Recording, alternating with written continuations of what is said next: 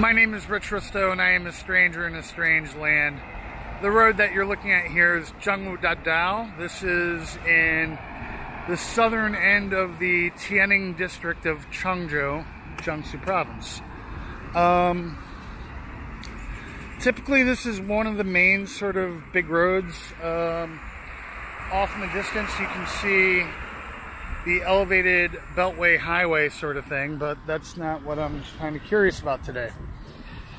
Today I'm walking around a very tiny park. This is Fenghuangbang blah blah blah Gongyuan. It's basically Fenghuang sports park. That's what the name suggests, but the theme of the name and the actual theme here is kind of actually much different. So here we have like this sort of metal corroded gateway into the park. Safe production, this is the English. Disaster prevention and mitigation. Emergency rescue. So the name implies sports park, but the actual theme here is not really sports. Actually, it's dedicated more to the China fire and rescue. So, like for example, here we have basically a fireman's uniform with a mask, fire hose, extinguisher, bucket, shovel and axe, and if you're trying to manage an emergency, of course you need a bullhorn. And that's really what's going on here. Now, when I say the word propaganda, I mean it loosely.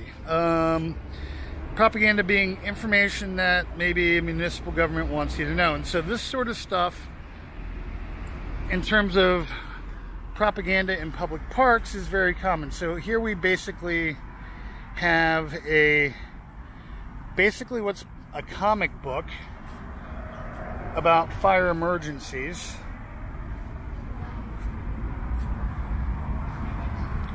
As well as the professionals that are trained to handle such emergencies. And of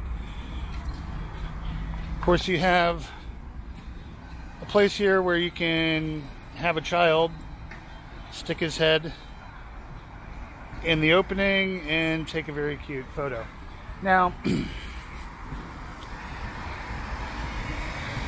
this number here, 119. So you see this bench? It's one of two.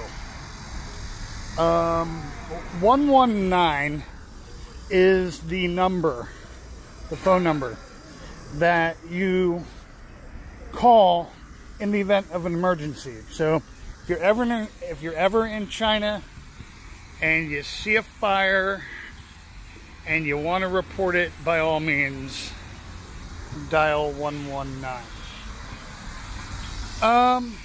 Behind the tree here, basically you see a mural on an electrical box. And this park also has these cute little statues of fireworkers, but like I've seen in a lot of other Chinese parks, some of these statues are falling in disrepair. This guy has no arm. Again, sort of public electrical box with Firefighter on it. Now, the interesting thing, and some other day I'm going to come back maybe and translate these. The interesting thing about this park is it seems on the fencing for the the AstroTurf soccer pitch here is actual pictures of Ni hao. Hello. Actual pictures of actual fires that have happened in Changzhou. Now, by the way, the sports park thing in the name, we can safely assume it's because of the AstroTurf soccer pitch, the guys playing basketball, and at the far end there's badminton nets. Now here we have non-childish sculptures of a non-childish sculpture of actual firefighters looking very dramatic and very heroic. And then more sort of childish, cartoony sculptures of emergency workers.